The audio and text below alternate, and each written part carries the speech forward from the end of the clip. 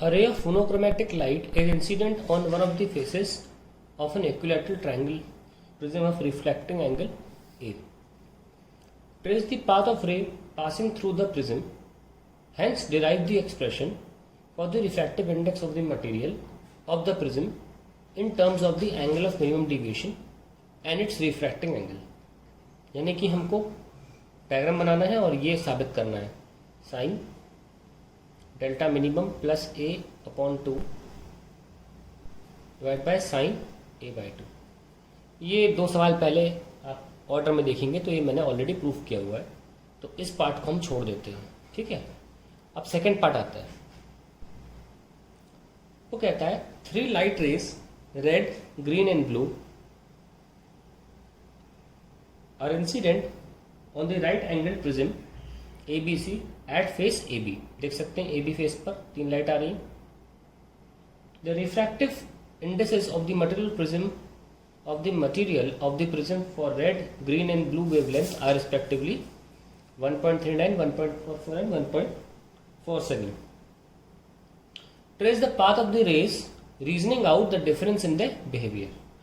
अब देखिए, हमें अब पता तो है हर कलर का अपना अलग रिफ्रैक्टिव इंडेक्स होता है, तो हमको ये देखना है कि इन तीनों लाइट्स का पाथ आगे जाके क्या होगा।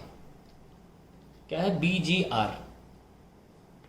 ठीक है, और रेड ग्रीन ब्लू मैं इसको लिख लेता हूँ क्योंकि बार बार कॉपी नहीं पलटूंगा मैं। रेड ग्रीन ब्लू, रेड में 1.39 है, ब्लू में 1.44 और ग्रीन में रेड ग्रीन ब्लू, ग्रीन में 1.4, ब्लू में 1.47 और BGR करके और ये बता 45 degree. Let's start. So let's start the question. जैसे कि मैंने आपको बोला था कि वैल्यूज लिख ली है मैंने ताकि बार बार पलटना ना पड़े। तो BGR करके था ब्लू ग्रीन एंड रेड। ये 45 डिग्री था और ये भी 45 होगा क्योंकि 90 दे रखा है। देखिए, तीनों लाइट्स जाकर टकराएंगी जब इस पर, तो नॉर्मल से तो 45 का ही एंगल बनाएंगी। क्यों? क्योंकि 45 ये, 90 ये, 45 ये और ये नॉर्मल है तो 45 ये होगा, ये भी 45 और ये भी 45, यानी कि हर किसी के लिए जो एंगल ऑफ इंसिडेंस है 45 डिग्री है ना। अब देखिए, अगर ये angle of incidence individual lights के क्रिटिकल एंगल से ज़्यादा है तो फिर TIR हो जाएगा, और इंडिविजुअल लाइट्स के क्रिटिकल एंगल से कम है तो लाइट बाहर चली जाएगी।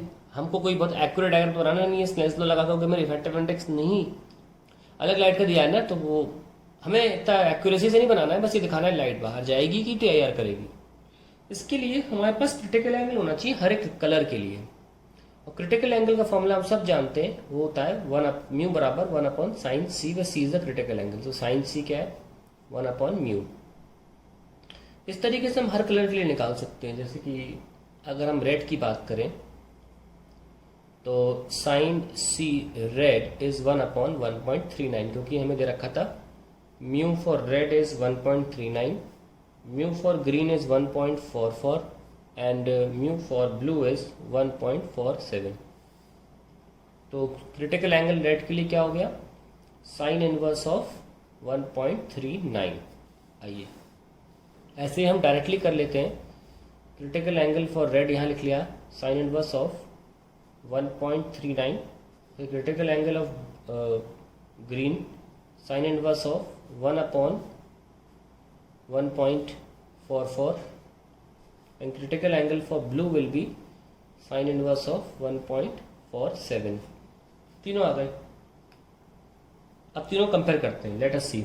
और एंगल ऑफ इंसिडेंस तीनों के लिए क्या है?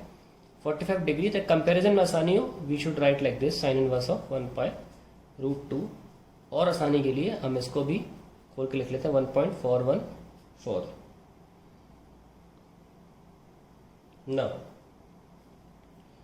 Let's start for the red one. पहले रेड लाइट के लिए देखते हैं। देखिए, रेड लाइट में क्या है? 1.39 जो है, 1 ये जो नंबर है, कंपेयर करना पड़ेगा ना कि एंगल ऑफ इंसिडेंस तो ये लिखा है और क्रिटिकल एंगल्स ये हैं, तो इन ये ज़्यादा है कि ये ज़्यादा है, इसे कंपेयर करना है ना। चलो कंपेयर करते हैं। 1.414 is greater than 1.39, so 1/1.414 is less than 1/1.39। सबको पता है रेसिप्रोकल करने से इनइक्वालिटी पलट जाती है। Sign inverse of, sine inverse लगाने से इनइक्वालिटी पे कोई फर्क नहीं पड़ता, ध्यान रखना इस बात का। तो इससे क्या पता चला हमें कि जो एंगल ऑफ इंसिडेंस है वो less than critical angle for red निकला। ठीक है, इसका मतलब जो रेड लाइट है वो बाहर आ जाएगी, वो टीआईआर नहीं करेगी। अब बात करते हैं ग्रीन के लिए। तो 1.44 जो है वो हमारा इसका क्रिटिकल एंगल है, फॉर एंगल ऑफ इंसिडेंस से स्टार्ट करना है। ये इस बार लेस हो गया 1.44 से, देखो पहली बार में ज़्यादा था, ठीक है, अभी लेस हो गया। तो 1/1.414 इज ग्रेटर देन 1/1.44।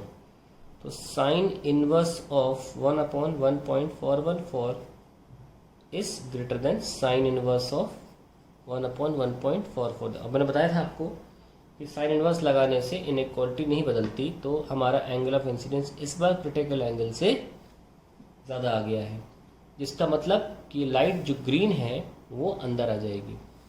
तो हमने देखा जैसे ही हमारा जो ये नंबर है 1.414 जो कि एंगल आई के साइन इनवर्स में आता है, वो जब छोटा हो जाता है रिफ्रैक्टिव इंडेक्स से तो लाइट टीआईआर करने लगती है ना। तो ये 1.414 तो 1.47 से भी छोटा है, तो दोबारा सॉल्व करने की जरूरत नहीं है। ये आंसर है, यही तरीका है इसको क्वेश्चन को सॉल्व करने का।